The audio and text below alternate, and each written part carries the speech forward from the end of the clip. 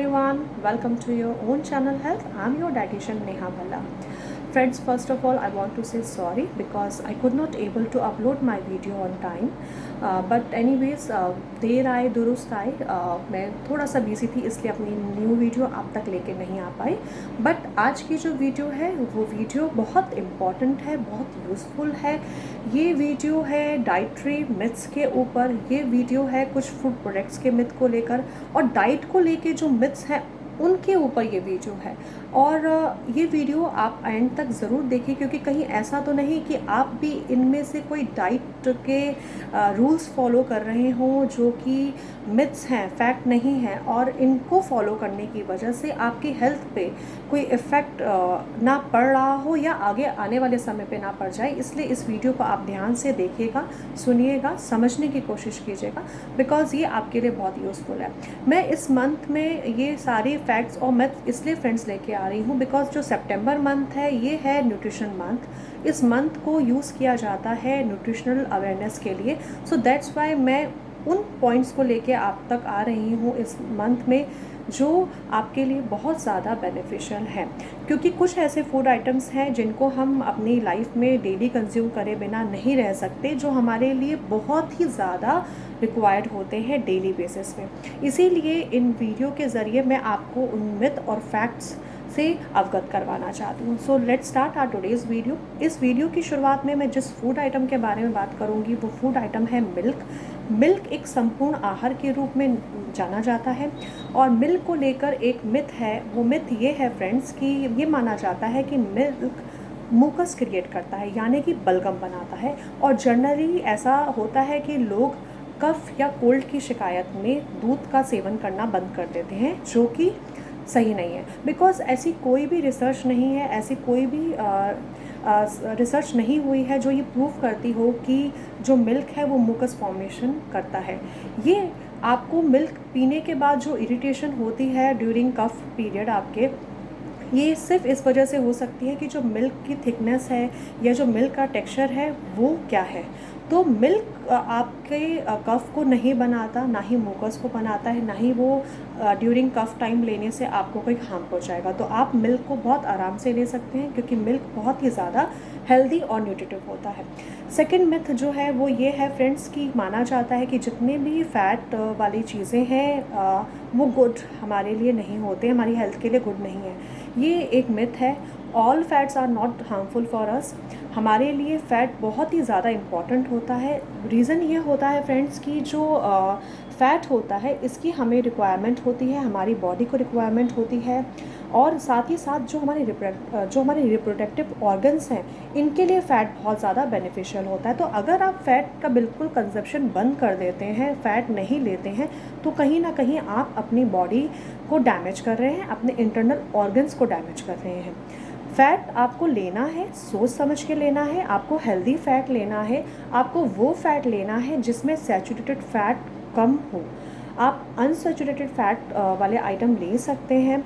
और इसी बात पे मैं एक बात बताना चाहूँगी कि आपने ऑलिव ऑयल के बारे में सुना होगा. सब लोग जानते हैं कि ऑलिव ऑयल बहुत अच्छा है. ऐसा ही एक और ऑयल है कैनोला ऑयल, जो बहुत ही ज़्यादा बेनिफिशियल होता है. इसका जो सैचुरेटेड फ़ैट होता है इसमें बहुत कम सैचुरेटेड फ़ैट होता है. आप इसका कंजप्शन कर सकते हैं. बट इसके लिए एक मिथ है कि जो कैनोला ऑयल है ये ऑयल सेफ़ नहीं है, हेल्दी नहीं है, जबकि ये फैक्ट नहीं है. आप ऑलिव ऑयल लीजिए या आप कैनोला ऑयल लीजिए या आप मस्टर्ड ऑयल लीजिए, आप कोई भी ऑयल लीजिए, आप ले सकते हैं. बट आप कोशिश कीजिए कि आप जो ऑयल अपनी डाइट में ले रहे हैं वो ऑयल आप बदल के लें. बिकॉज इससे क्या होता है कि आपको variety of poly unsaturated fatty acid और मोनो अनसैचुरेटेड फैटी एसिड मिलते हैं. अब अगर एक इंसान सिर्फ एक ही ऑयल लगातार खाता रहेगा तो उस ऑयल से उसको सिर्फ वही बेनिफिट मिलेगा जो उसमें है. बट अगर आप ऑयल बदल के खाएंगे तो इससे आपको बेनिफिट ये मिलेगा कि आपको उससे मिलने वाले जो एसेंशियल फैट्स हैं वो आपको गुड क्वालिटी में मिलेंगे क्योंकि आप अपना ऑयल चेंज करके ले रहे हैं. बट ये ध्यान रखना है कि जो ऑयल है इसको आप मिक्स मत कीजिए. कहीं ऐसा ना हो कि आप सोयाबीन ऑयल और राइस ब्राउन ऑयल को मिक्स कर दें एक ही कंटेनर में. ये बहुत हार्मफुल है. आपको क्या करना है कि एक मंथ आप ऑलिव ऑयल यूज़ कर लीजिए, नेक्स्ट मंथ अगर आप चाहें तो कुकिंग के लिए आप दूसरा ऑयल यूज़ कर सकते हैं, सोयाबीन ऑयल यूज़ कर सकते हैं। नेक्स्ट जो आपका थर्ड मंथ होगा उस मंथ में आप चाहें तो कैनोला ऑयल यूज़ कर सकते हैं। अगर आप ऑयल बदल बदल के यूज़ करेंगे तो डेफिनेटली आपको good quality of fatty acids मिलेंगे जो आपके लिए बहुत बेनिफिशियल्स हैं। अपार्ट फ्रॉम दैट ये कहना कि बिल्कुल फ़ैट नहीं लेना चाहिए गलत है। आपको ये सोचना है कि आपको कौन सा फ़ैट लेना है। अब जो नट्स होते हैं, जो सीड्स होते हैं, उनमें बहुत एसेंशियल फैटी एसिड्स होते हैं। ओमेगा 3 फैटी एसिड होता है जो हमारे लिए बहुत, हमारे हार्ट के लिए बहुत ज़्यादा हेल्दी होता है। सो आप फैट को अवॉइड मत कीजिए, आप हेल्दी फैट को अपनी डाइट में लीजिए, जो अनहेल्दी फैट है उसको अपनी डाइट से एक्सक्लूड कीजिए और क्वांटिटी का ध्यान रखिए कि आप एक्सेस ऑफ फैट अपनी डाइट में ना लें। थर्ड पॉइंट जो इस बारे में मैं बात करना चाहती हूँ, जिसका मिथ मैंने बहुत लोगों के अंदर देखा है, वो ये मिथ है फ्रेंड्स कि मैंने ये सुना है कि आफ्टर 5 PM और 7 PM जो कार्बोहाइड्रेट है आप उसका इंटेक करना बंद कर दें अगर आपको जल्दी से वज़न कम करना है।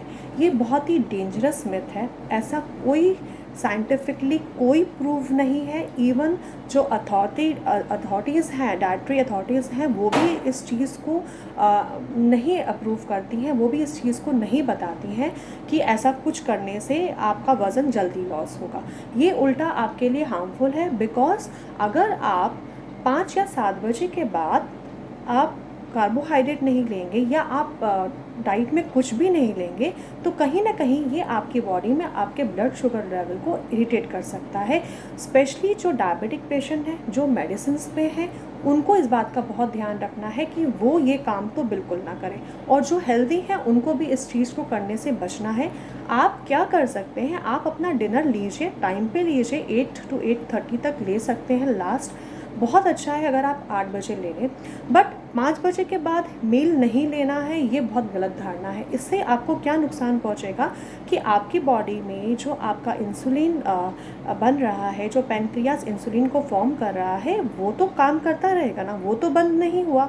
और जब आप खाना खाते हैं एक लंबे इंटरवल के बाद, तो जो ये पैनक्रियास है ये इंसुलिन को ज़्यादा मात्रा में रिलीज़ करने लगते हैं, और उस वजह से आपकी बॉडी में आपके ब्लड शुगर लेवल जो है वो हाई पे जा सकता है। और आपको जिनको डायबिटीज़ है उनको तो बहुत खतरा है, और नॉर्मल आदमी जिनको डायबिटीज़ नहीं है उनको भी इससे प्रॉब्लम हो सकती है, बिकॉज जो ये एक्सेस ऑफ इंसुलिन जो आपकी ब्लड शुगर में घूम रही होती है ना, ये बाद में आपकी बॉडी में फ़ैट में जाके डिपॉजिट होती है। तो ऐसा कोई फंडा नहीं है, कोई मैजिकल टर्म नहीं है कि आफ्टर 7 आप अपने मील लेना बंद कर दीजिए या कार्बोहाइड्रेट बंद कर दीजिए।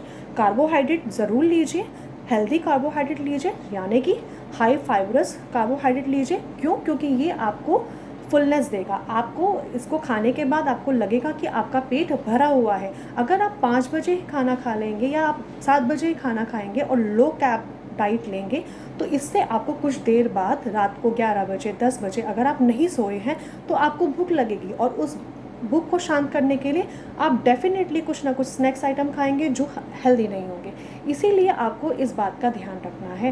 कोई ऐसा फंडा नहीं है कि आपको वज़न कम करने के लिए अपना जो मील है वो जल्दी ख़त्म करना है, 7 PM तक ख़त्म करना है, या आपको लो कैप डाइट लेनी है स्पेशली डिनर टाइम पे। ऐसा कुछ नहीं है।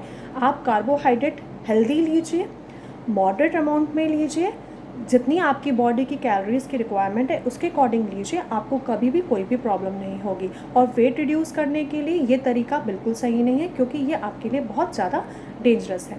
सो फ्रेंड्स, ये थे कुछ छोटे छोटे पॉइंट्स मिथ, बट मैं अपनी नेक्स्ट वीडियो में आपको और कुछ चीज़ों के बारे में बताऊंगी जो आप कहीं फॉलो ना कर रहे हो, बिकॉज अगर आप इन चीज़ों को फॉलो कर रहे हैं तो आप अपनी हेल्थ के साथ खिलवाड़ कर रहे हैं। सो मैं अपनी नेक्स्ट वीडियो में आपको कुछ और फैक्ट्स बताऊंगी, कुछ और मिथ्स बताऊंगी, कुछ और न्यूट्रिशनल बेनिफिट्स बताऊंगी कुछ फूड प्रोडक्ट्स के।